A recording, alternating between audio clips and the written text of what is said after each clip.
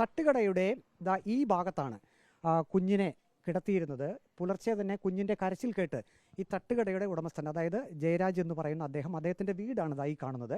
അതായത് തട്ടുകടയും ഈ വീടും തമ്മിൽ മീറ്ററുകൾ വ്യത്യാസം മാത്രമേ ഉള്ളൂ. വീടിനോട് ചേർന്ന് തന്നെയാണ് തട്ടുകട നടത്തുന്നത്. ഇപ്പോൾ ജയരാജും അദ്ദേഹത്തിൻ്റെ ഭാര്യ ഇന്ദുവുമുണ്ട്. ഈ ഭാഗത്ത് കുഞ്ഞ് കിടക്കുകയായിരുന്നു. കരച്ചിൽ കേട്ട് ഇവർ ഉടൻ തന്നെ ഓടിയെത്തി. നിങ്ങൾ വന്നപ്പോൾ കണ്ട കാഴ്ച എന്തായിരുന്നു? കുഞ്ഞിങ്ങനെ ഒരു തുണിക്കകത്ത് ഇങ്ങനെ കുഞ്ഞ് കിടന്ന് കരയുന്നു.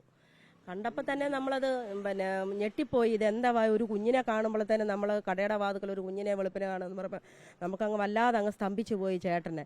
ഞാനും അതുപോലെ തന്നെ എന്ത് ചെയ്യണമെന്നറിയാതെ ഞങ്ങൾ വിഷമിച്ച് നിൽക്കുമ്പോൾ ചേട്ടൻ ഓടിപ്പോയി പൊതുപ്രവർത്തകനായ രാജേഷിനെ വിളിച്ചു വരുത്തി.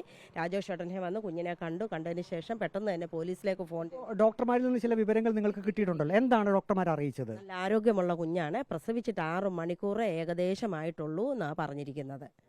പിന്നെ അവിടുന്ന് ആശുപത്രിയിൽ നിന്നുള്ള അറിയിപ്പ് അങ്ങനെയാണ് പറഞ്ഞിരിക്കുന്നത്.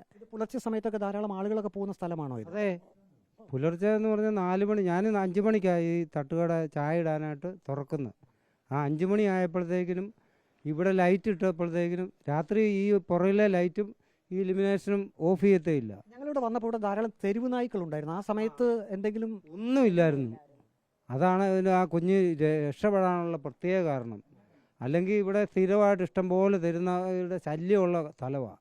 പക്ഷേ ആ സമയത്ത് ആ കുഞ്ഞിൻ്റെ ജീവൻ ഭഗവാൻ ദൈവമായിട്ട് അതിനുവേണ്ടി ഈ പട്ടികളെ ഒന്നും കൊണ്ടുവരാഞ്ഞെന്നുള്ളതാണ് ഞങ്ങളുടെ വിശ്വാസം. അരുൺ, ഏതായാലും ഈ 2 പേരാണ് ആ കുഞ്ഞിനെ രക്ഷകരായത്.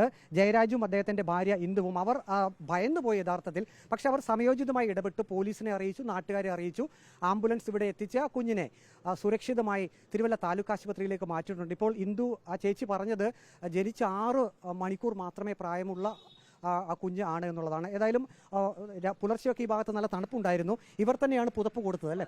അതെ, കുഞ്ഞ് ഞെട്ടി വിറയ്ക്കുന്നുണ്ടായിരുന്നു. അപ്പം തന്നെ ഞാനൊരു തുണി വെച്ച് കുഞ്ഞിനെ മൂടി അതിനെ സുരക്ഷിതമാക്കി. ആരോഗ്യത്തോടെ ആ കുഞ്ഞ് ജീവിക്കട്ടെ, ആരോഗ്യത്തോടുകൂടി ജീവിക്കട്ടെ, ഭഗവാൻ അനുഗ്രഹിക്കട്ടെ, അവൻ നല്ല കാര്യങ്ങളിൽ എത്തിപ്പെടട്ടെ. അവൻ ഏതായാലും ഇന്ദു ചേച്ചിയുടെയും ഒപ്പം തന്നെ ഭർത്താവ് അദ്ദേഹത്തിൻ്റെയും ഒരു ആഗ്രഹം എന്നുള്ളത് ആ കുഞ്ഞ് ആരോഗ്യവാനായി ജീവിക്കട്ടെ എന്നുള്ളതാണ്. ഏതായാലും താലൂക്ക് ആശുപത്രിയിൽ നിന്നും ഡോക്ടർമാർ അറിയിച്ചിരിക്കുന്നത് കുഞ്ഞിൻ്റെ ആരോഗ്യസ്ഥിതി ഇപ്പോൾ തൃപ്തികരമാണ് എന്നുള്ളതാണ്. ഏതായാലും പോലീസ് ഇക്കാര്യത്തിൽ വിശദമായിട്ടുള്ള അന്വേഷണം നടത്തിയിട്ടുണ്ട്. ഒരു പോരായ്മയുള്ളത്, നമുക്ക് ഒരു വിഷമമായി തോന്നിയത്, ഈ ഭാഗത്തൊന്നും ഒരു CCTV ക്യാമറ പോലുമില്ല. പക്ഷെ അവർ തന്നെ പറയുന്നുണ്ട് ധാരാളം വാഹനങ്ങൾ ഇതുവഴി കടന്നു പോകുന്ന ഇടം കൂടിയാണ്. പുലർച്ചെ ഒരു വാഹനം ഇവിടെ വന്ന് നിർത്തിയതായി, അതിന്റെ ശബ്ദം കേട്ടതായും വീട്ടുകാർ പറയുന്നുണ്ട്. ഏതായാലും പോലീസ് ഇപ്പോൾ അന്വേഷണം തുടരുകയാണ്.